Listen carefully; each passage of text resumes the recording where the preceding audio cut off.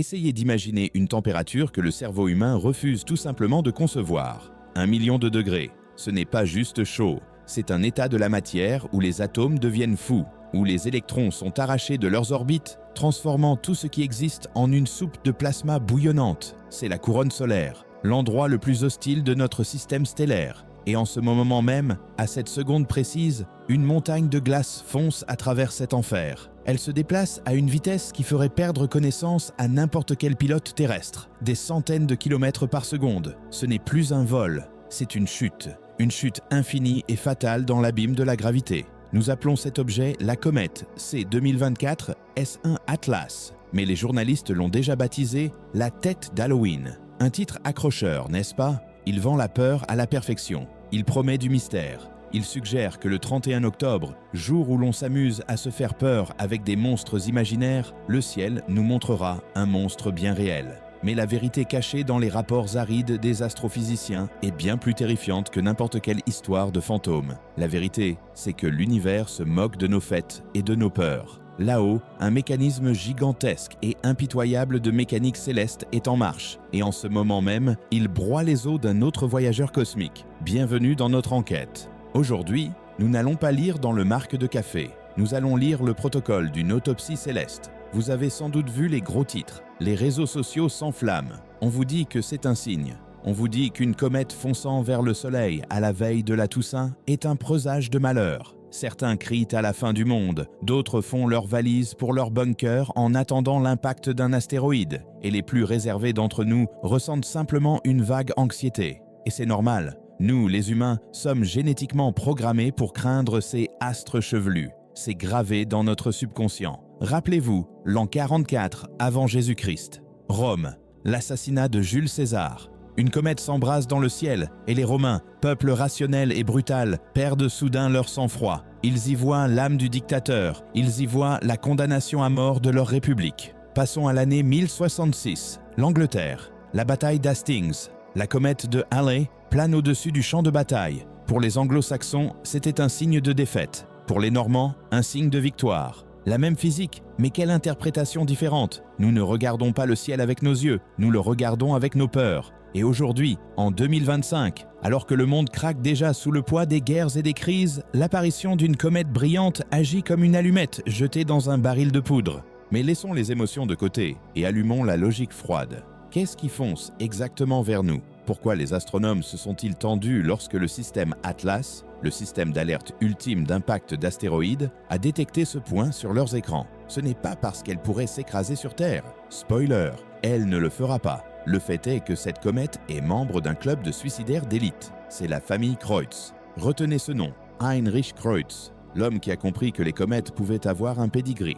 Imaginez un bloc de glace colossal, de la taille d'une grande ville, envahissant le système solaire il y a des milliers d'années. Il était magnifique et immense. Mais le Soleil, tel un propriétaire strict, ne tolère pas les intrus. La gravité a déchiqueté ce progéniteur. Et maintenant, des siècles plus tard, ces éclats reviennent. Ils volent sur la même voie, comme des trains sur des rails, l'un après l'autre, pour finir ce que leur père a commencé, mourir dans le feu. La comète Atlas n'est pas un acteur indépendant, c'est un débris d'une ancienne catastrophe et sa trajectoire est celle d'un kamikaze. Le périhélie, le point de l'orbite le plus proche du Soleil, se trouve à une distance de seulement 1 200 000 km du centre de l'étoile. Cela semble beaucoup. Pour le cosmos, ce n'est rien. C'est un tir à bout portant. C'est, en substance, une égratignure sur la photosphère. Compte tenu du rayon du Soleil lui-même, la comète passera à une altitude de seulement 500 000 km au-dessus de la surface bouillonnante. Imaginez que vous voliez en avion à 10 mètres au-dessus de la gueule d'un volcan actif. Multipliez la température par 1000, multipliez les radiations par 1 million. C'est dans ces conditions que se retrouvera notre invité de glace. Et c'est précisément là que commence le vrai drame, le drame de la physique. Pourquoi Internet bourdonne-t-il? Pourquoi les complotistes dessinent-ils des cartes de l'apocalypse? Parce que le comportement de cet objet ne cadre pas avec l'image habituelle du grand public. Nous sommes habitués à ce que les comètes soient ces jolies boules avec une petite queue qui reste suspendue dans le ciel pendant des mois. Hale-Bopp, en 97. Vous vous souvenez? Elle a été visible pendant 1 an et demi. Mais les comètes Kreutz sont des bêtes différentes. Elles sont rapides, elles sont brillantes et elles sont imprévisibles. La toile regorge de rumeurs. Elle va inverser le champ magnétique du Soleil. Elle va déclencher une super éruption qui grillera l'électronique sur Terre. Les gens sentent une menace mais ne peuvent pas la formuler. Ils ont peur de l'inconnu. Et cette peur est alimentée par le fait que la comète se comporte étrangement. Même à l'approche, bien avant la zone de danger, elle a commencé à clignoter. Le graphique de sa luminosité, qui aurait dû croître comme une courbe parfaite, s'est soudainement brisé. C'est comme l'électrocardiogramme d'un patient qui entre en arythmie. Le cœur de la comète a perdu le rythme. Qu'est-ce que cela signifie? Cela signifie qu'à l'intérieur du noyau de glace, des processus ont commencé que nous ne pouvons pas encore voir, mais que nous pouvons calculer. Choc thermodynamique. Imaginez un morceau de glace jeté dans un haut fourneau. Il ne fait pas que fondre, il explose. Les gaz à l'intérieur du noyau se dilatent avec une telle force qu'ils déchirent la roche. Mais ce n'est pas tout. Il y a une force plus effrayante que la température, les forces de marée. La gravité du Soleil tire sur l'avant de la comète plus fort que sur l'arrière. Elle l'étire comme une corde. Elle essaie de transformer la sphère en un fil. Et dans ce bras de fer cosmique s'affrontent deux forces fondamentales. La gravité, qui maintient la comète ensemble, et les forces de marée de l'étoile, qui veulent la détruire. Qui gagnera? Nous sommes au seuil d'un événement qui ne se produit qu'une fois par décennie. Soit nous verrons le plus grand spectacle de notre vie. Une grande comète, visible en plein jour, plus brillante que la pleine lune, avec une queue qui fend la moitié du ciel. Soit nous verrons la plus grande déception, un pétard mouillé, un nuage de poussière disparaissant sans laisser de traces. Les jeux sont faits, la roulette tourne, la bille court sur le rebord. Et cette bille est faite de glace sale. Pourquoi tête d'Halloween? Parce que, peut-être, ce jour-là précisément, la comète perdra la tête. Littéralement. Le noyau peut se désintégrer, ne laissant derrière lui qu'une trace fantomatique, une queue sans tête, dérivant dans le vide. Symbolique, n'est-ce pas? Mais ne vous détendez pas trop vite. Même si elle se désintègre, l'énergie ne disparaît pas. La masse ne disparaît pas. Nous parlons de milliers de tonnes de matière qui pénètrent dans l'atmosphère de l'étoile à une vitesse hypersonique. C'est une collision, c'est un impact. Et bien que le Soleil soit un géant, même la piqûre d'un moustique peut provoquer une irritation. Et ce moustique vole très vite. Nous devons nous poser la question, sommes-nous prêts pour ce que nous allons voir? Nos télescopes, nos satellites, nos yeux sont maintenant rivés sur un point de la constellation de la Vierge. Nous attendons le dénouement, nous attendons le point culminant. Et ici, je veux faire une pause et m'adresser aux sceptiques, à ceux qui disent « Voilà, on nous fait encore peur, il ne se passera rien ». En science, l'absence de résultat est aussi un résultat. Mais dans ce cas, rien n'est pas une option. Quelque chose va obligatoirement se produire. La question est seulement de savoir quel scénario. Sera-ce le scénario de Ikea Seki en 65, quand la comète a survécu et effrayé la moitié du monde, ou le scénario de Lovejoy en 2011, quand elle a émergé du feu tel un phénix pour brûler plus tard? Ou peut-être nous attend le scénario Ison, où la comète s'est tout simplement évaporée, devenant un fantôme en direct? Chacune de ces options est une leçon de physique que nous donne l'univers. Une leçon cruelle et visuelle, et nous sommes assis au premier rang. Alors, qu'est-ce que cette comète Atlas? Un messager des dieux? Un présage de guerre? Ou simplement une boule de neige sale qui a joué de malchance avec sa trajectoire? La réponse à cette question ne se trouve pas dans le plan mystique, mais dans le plan du calcul mathématique pur et dur. Et ce calcul, nous allons le faire tout de suite. Nous descendrons du ciel sur terre, ou plutôt, nous nous élèverons des émotions vers les faits. Parce que la peur est un déficit d'information. Et ma tâche est de vous donner cette information, intégralement, sans censure, sans fioriture. Préparez-vous.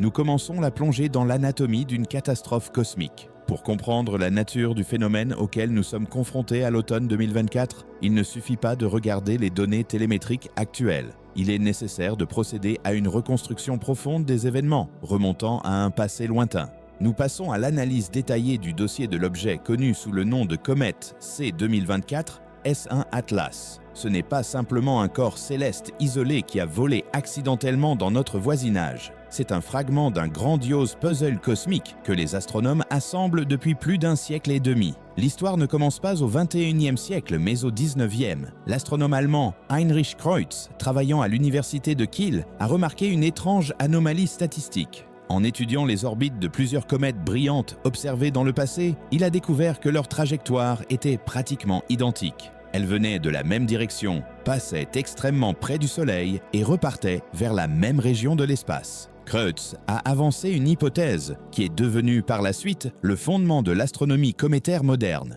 Tous ces objets sont des éclats d'un unique progéniteur géant. Il existe des modèles mathématiques nous permettant de remonter le temps. Les calculs montrent que le progéniteur de la famille Kreutz était un véritable léviathan de glace. Son diamètre, selon différentes estimations, aurait pu atteindre 100 ou même 200 km. À titre de comparaison, la célèbre comète de Halley a un noyau d'environ 11 km. C'était un géant qui a envahi le système solaire interne il y a des milliers d'années. Il est fort probable que la première destruction catastrophique se soit produite au IVe siècle avant notre ère. Les sources antiques, y compris les travaux d'Aristote, mentionnent l'apparition d'une comète incroyablement brillante qui s'est brisée en deux sous les yeux des observateurs. Ce fut le moment de la naissance de la famille Kreutz. Depuis lors, cet essaim de débris continue de voyager à travers le système solaire. L'orbite de ces corps est une ellipse très allongée, avec une excentricité colossale. L'aphélie, le point le plus éloigné de l'orbite, se trouve bien au-delà de l'orbite de Neptune,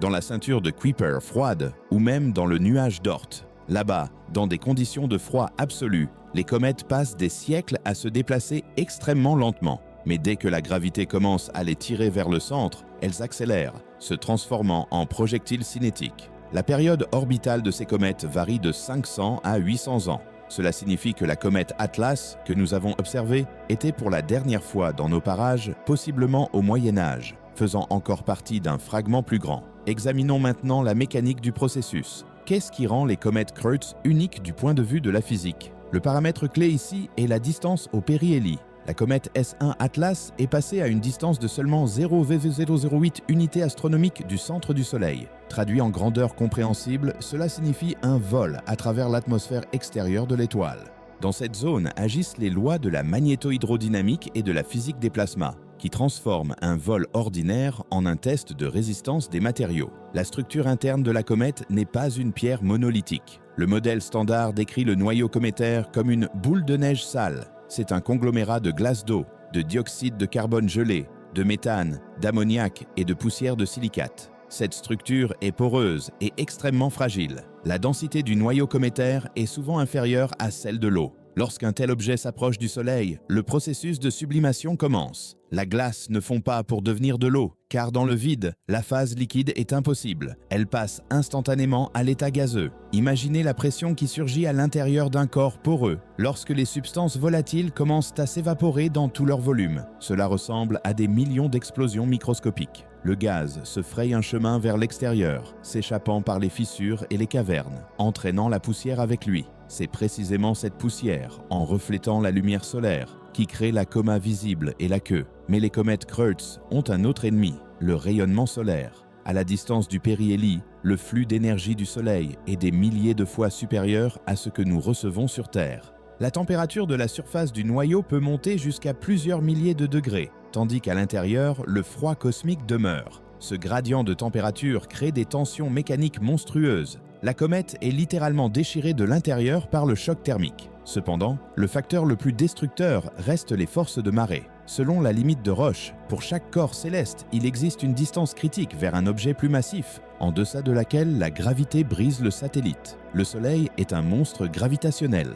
À l'approche de la comète, la force d'attraction agissant sur son nez dépasse significativement la force agissant sur sa queue. Le noyau de la comète s'étire le long de la ligne de vol. Si la gravité interne de la comète et les forces de cohésion de la matière s'avèrent plus faibles que cette différence, l'inévitable se produit. Le noyau s'effrite, comme un château de sable sous le choc d'une vague. L'histoire des observations nous donne un matériau riche pour l'analyse comparative. Nous pouvons prédire le sort de la comète Atlas en regardant ses sœurs qui ont parcouru ce chemin avant elle. Considérons deux exemples d'école. Le premier, la grande comète de septembre 1882. Elle a passé le périhélie, transperçant littéralement la couronne solaire. Les observateurs l'ont vue à l'œil nu, juste à côté du disque solaire. Elle a survécu, mais a payé le prix fort. Son noyau s'est désintégré en 4 ou 5 gros fragments qui ont continué le vol, comme un collier de perles. Ce cas a prouvé qu'un corps suffisamment grand et dense peut survivre à la rencontre avec le Soleil, bien qu'au prix de son intégrité structurelle. Le deuxième exemple, plus proche de nous dans le temps, la comète Lovejoy, année 2011. C'était une comète de taille moyenne, également de la famille Kreutz. Les astronomes, à l'aide de télescopes spatiaux, ont observé en direct comment elle a plongé derrière le disque solaire. La plupart des experts étaient sûrs qu'elle s'évaporerait. Mais, à la stupéfaction générale, elle a émergé de l'autre côté. Elle a perdu sa queue, sa coma a été arrachée par le vent solaire, mais le noyau a survécu.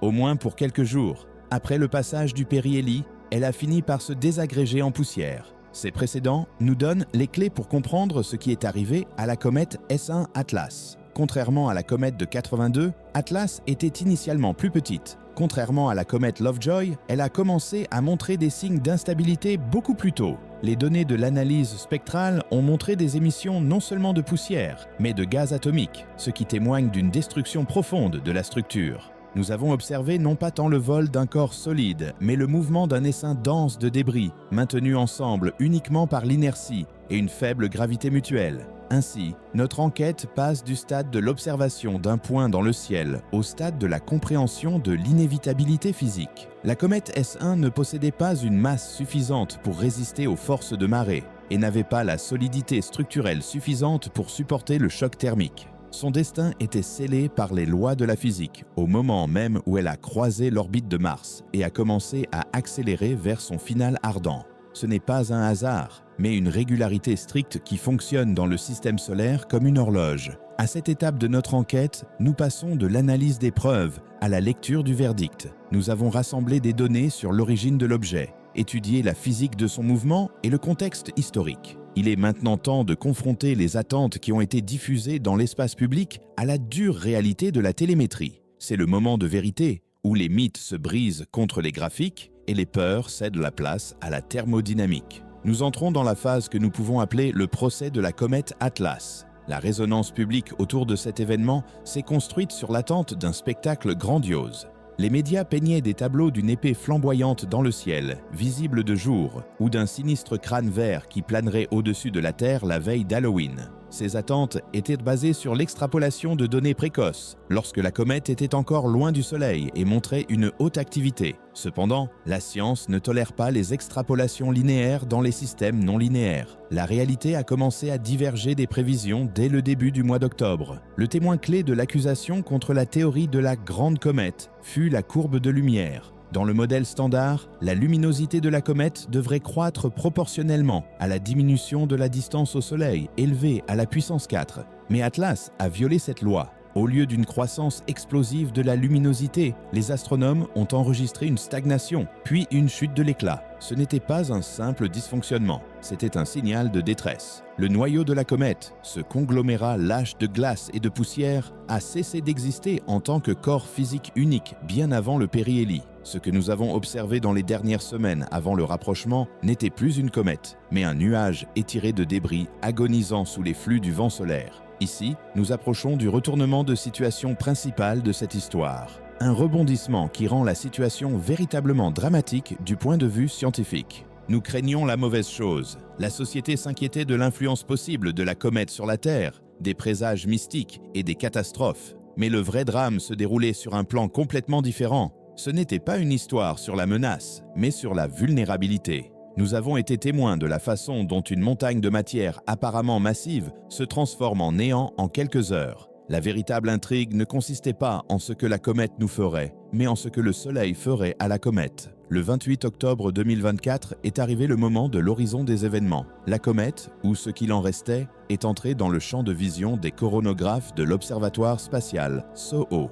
Ces instruments, LASCO C2 et LASCO C3, sont nos yeux, regardant directement le visage de l'étoile. Les astronomes du monde entier attendaient l'apparition d'un bolide brillant qui tracerait une ligne dans la couronne. Mais les écrans ont montré une image différente. À l'heure calculée, seule une tache pâle et floue est apparue dans le cadre, dépourvue d'un centre de condensation clair. C'était l'écho fantomatique de la comète. La physique de ce moment est décrite par le terme de sublimation totale. Les restes de la matière glacée, en entrant dans la zone de température supérieure aux millions de degrés, ne se sont pas simplement évaporés. Ils ont été ionisés. Les atomes ont perdu leurs électrons, se transformant en plasma. La composante poussiéreuse de la comète n'a pas non plus supporté la pression de la lumière. Le rayonnement solaire à proximité immédiate de la photosphère fonctionne comme une presse puissante. Il a littéralement soufflé la queue de poussière, la dispersant dans l'espace. La comète Atlas a été annihilée. Elle a cessé d'exister en tant qu'objet astronomique. Cet événement a été une démonstration visuelle de la puissance de notre étoile. L'énergie libérée lors de la destruction de la comète était colossale selon les normes humaines, équivalente à l'explosion d'un arsenal d'armes nucléaires. Mais dans le contexte de la production énergétique du Soleil lui-même, c'était moins que la chute d'une goutte de pluie dans l'océan pendant une tempête. Le Soleil n'a même pas remarqué cette invasion.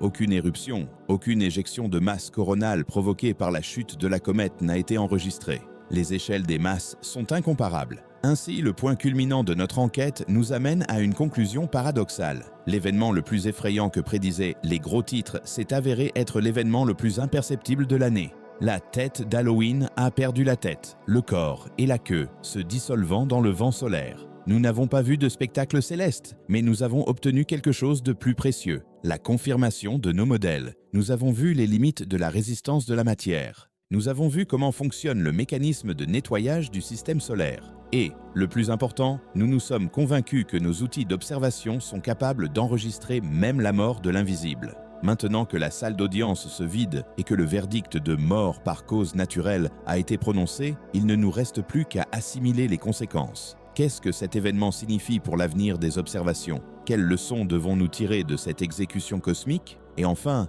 quand pouvons-nous attendre la prochaine visite depuis le nuage d'Oort? Les réponses à ces questions gisent dans la partie finale de notre rapport, où nous nous élèverons au-dessus des faits et regarderons la place de l'humanité dans ce scénario grandiose. En concluant notre analyse de l'événement lié à la comète Atlas, nous devons passer du constat de sa mort à la considération des conséquences de cet incident pour la science et notre compréhension du cosmos. Dans l'image scientifique du monde, la disparition d'un objet ne signifie pas la disparition de l'information à son sujet. Au contraire, le processus de destruction d'un corps céleste à proximité immédiate du Soleil a fourni aux astrophysiciens un ensemble unique de données, dont le déchiffrement prendra des mois et peut-être des années. Le premier résultat, et le plus évident, est la vérification de nos modèles de prévision. Le système Atlas, qui a détecté la comète, a prouvé son efficacité non seulement comme outil d'alerte face aux dangers des astéroïdes, mais aussi comme moyen de surveillance des processus dynamiques dans le système solaire interne. Le fait que nous ayons pu enregistrer l'objet à un stade précoce, calculer son orbite et prédire avec une haute précision le moment et le lieu de son périhélie témoigne de la maturité de la mécanique céleste moderne. Cependant, la divergence dans les prévisions de luminosité indique que nos modèles de la structure interne des noyaux cométaires nécessitent encore des améliorations. Le cas de la comète S1 deviendra un exemple d'école pour le calibrage des futurs calculs de sublimation des petits corps. Le deuxième aspect concerne l'avenir des observations de la famille Kreutz. Nous devons comprendre que la comète de 2024 n'est pas la fin de l'histoire, mais seulement un épisode de plus dans une longue série. Le tapis roulant de Kreutz continue de fonctionner. La dynamique orbitale indique que dans la ceinture de Kuiper et dans le nuage d'Oort se trouvent des milliers de fragments du progéniteur qui se déplacent lentement mais sûrement vers leur rendez-vous fatal avec le Soleil. Les statistiques nous disent que l'apparition de petits fragments se produit à une fréquence d'une fois toutes les quelques années et les gros une fois toutes les quelques décennies. La communauté scientifique regarde l'avenir avec un optimisme prudent. Tôt ou tard, la gravité dirigera vers nous un fragment comparable en masse à la grande comète de 1882. C'est inévitable, et quand cela arrivera, nous serons prêts. Les observatoires solaires modernes, comme la Parker Solar Probe et le Solar Orbiter, nous permettront d'étudier ce processus avec un niveau de détail sans précédent, en nous immergeant littéralement dans l'atmosphère de la comète au moment de son passage à travers la couronne. Nous n'attendons pas seulement un beau spectacle, mais l'obtention de données fondamentales sur la composition de la protomatière dont s'est formé notre système planétaire il y a 4,5 milliards d'années. Maintenant, faisons, comme disent les opérateurs de drones, un zoom out. Changeons d'échelle, éloignons-nous du bloc de glace concret et regardons la situation globalement. Pourquoi l'histoire de la comète Atlas a-t-elle provoqué une telle résonance, alors que physiquement, elle n'a absolument pas influencé la Terre? La réponse gît sur le plan de l'anthropologie et de la psychologie de la perception. Il est propre à l'humanité de chercher des motifs et des signes. La coïncidence de la date du périhélie avec la veille de la Toussaint est un pur hasard, une fluctuation statistique. Mais pour l'observateur depuis la Terre, cela est devenu un prétexte pour la création d'un récit. Nous l'avons appelé « Tête d'Halloween ». Nous l'avons dotée de propriétés de messager. Nous avons projeté sur elle nos anxiétés collectives. Cependant, l'univers, comme le montre ce cas, est absolument indifférent à nos calendriers et à nos fêtes. Les processus de naissance et de mort de la matière s'y produisent sans interruption. n'obéissant qu'aux lois de la thermodynamique et de la gravité. La comète n'a pas brûlé parce que c'était un signe, ni parce que les étoiles le voulaient ainsi. Elle a brûlé parce que son énergie interne de liaison s'est avérée inférieure à l'énergie externe d'impact. C'est une leçon froide qui donne à réfléchir, mais majestueuse à sa manière. Nous sommes des observateurs dans un immense laboratoire, et notre tâche n'est pas de craindre les éclairs dans les éprouvettes, mais de comprendre la nature des réactions chimiques. En résumé, l'événement de l'automne 2024 peut être classé comme une expérience naturelle réussie en physique des plasmas et en astronomie cométaire. Nous n'avons pas eu la grande comète, visible de jour, mais nous avons obtenu la confirmation que le cosmos est un environnement dynamique et agressif, où la stabilité est l'exception et non la règle. La comète Atlas a accompli sa mission. Elle est morte pour que nous devenions un peu plus intelligents. En post-scriptum et en recommandation pour ceux qui veulent approfondir le sujet, ne vous limitez pas à la lecture des gros titres. Ouvrez les archives de la mission SOHO. Regardez les timelapses, sur lesquels on voit comment des dizaines et des centaines de petites comètes plongent annuellement dans le Soleil, comme des papillons de nuit dans un feu de joie. Ce spectacle possède la force hypnotique de la réalité. Il nous rappelle notre place dans l'univers, une place petite, mais privilégiée, car nous sommes les seuls capables de comprendre la beauté de cette mécanique. Suivez les orbites, vérifiez les faits et conservez votre esprit critique. Terminé sur la fréquence de la science.